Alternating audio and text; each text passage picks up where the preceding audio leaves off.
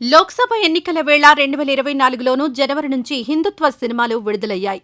వాటిలో స్వతంత్ర వీర్ సావర్కర్ మొదటిది.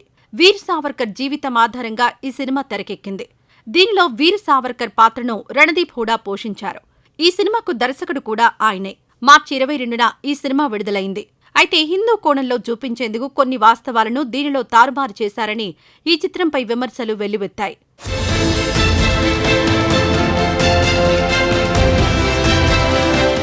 ఆ తర్వాత JNU, Jahangir national university cinema గురించి చెప్పుకోవాలి.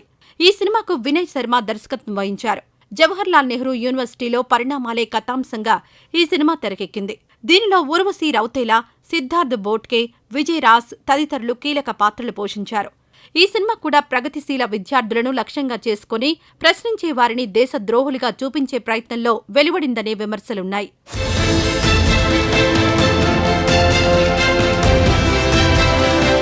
ఆ తర్వాత వచ్చిన ఆర్టికల్ 370 సినిమా విడుదలైంది. ఈ సినిమాకు ఆదిత్య సుహాస్ జాంబలే దర్శకత్వం వహించారు. దీనిలో యామి గౌతమ్, ప్రియమణి, అరుణ్ గోవిల్ తదితరులు నటించారు. కశ్మీర్కు స్వయం ప్రతిపత్తి కల్పించే ఆర్టికల్ 370ని రద్దు చేసిన తర్వాత పరిణామాల ఆధారంగా తెరకెక్కిన ఈ చిత్రం ఫిబ్రవరి 23న విడుదలైంది. అలాగే మేలో అటల్ హూ సినిమాను రవి జాదవ్ తెరకెక్కించారు.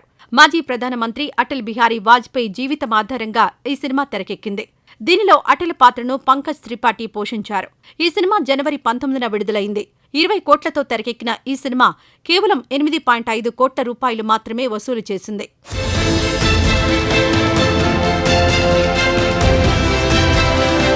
ఇక మరో చిత్రం రజాకార్. నిజాం కాలంలో హైదరాబాద్ సంస్థానంలో జరిగిన పరిణామాల ఆధారంగా ఈ సినిమాను రూపొందించారు. ఈ సినిమాకు యాటా సత్యనారాయణ దర్శకత్వం వహించారు. దీనిలో బాబీ సింహ, తేజ్ సబ్రు, వేదిక తదితరులు నటించారు. ఈ చిత్రం మార్చి 15న విడుదలైంది. అయితే కేవలం హిందూ కోణంలోనే దీన్ని చూపించారన్న విమర్శలు మూటగట్టుకుంది. ఆ తర్వాత వచ్చిన చిత్రం యాక్సిడెంట్ ఆర్ కాన్స్పిరసీ గోద్రా. ఈ సినిమా 2002లో గుజరాత్లోని గోద్రా అల్లర్ల నేపథ్యంలో తెరకెక్కింది. దీనికి ఎంకే శివాక్ష్ దర్శకత్వం వహించారు. గోద్రా అల్లర్లపై నానావతి కమిషన్ రిపోర్ట్ ఈ సినిమాకు ఆధారం. మార్చి నెలలో ఈ సినిమా విడుదలైంది. ఇక తాజాగా విడుదలైన బస్తర్ సినిమా కూడా ఇదే కోవకు చెందింది. ఎన్నికల ప్రచారంలో భాగంగా వచ్చే 3 ఏళ్లలో దేశాన్ని మావోయిస్టు రహితంగా మార్చుతామని కేంద్ర హోంమంత్రి మాట్లాడుతున్నారు. ఈ నేపథ్యంలో తాజాగా విడుదలైన బస్తర్ సినిమా వివాదానికి దారితీసింది. మావోయిస్టు ఉద్యమంపై దుష్ప్రచారం చేసేందుకు ఈ సినిమాను తీశారని పలువురు విమర్శిస్తున్నారు.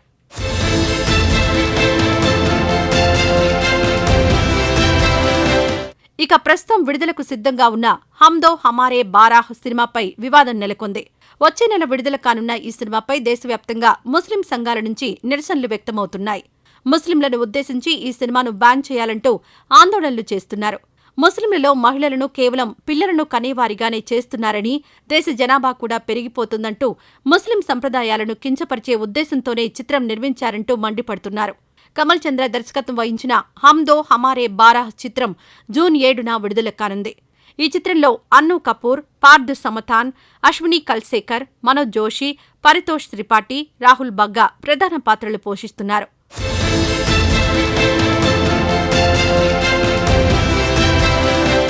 మొత్తంగా సినిమా తమ హిందుత్వ రాజకీయాల ప్రచారంలో కీలకాస్త్రంగా మారిందనేది వాస్తవమంటున్నారు రాజకీయ పండితులు.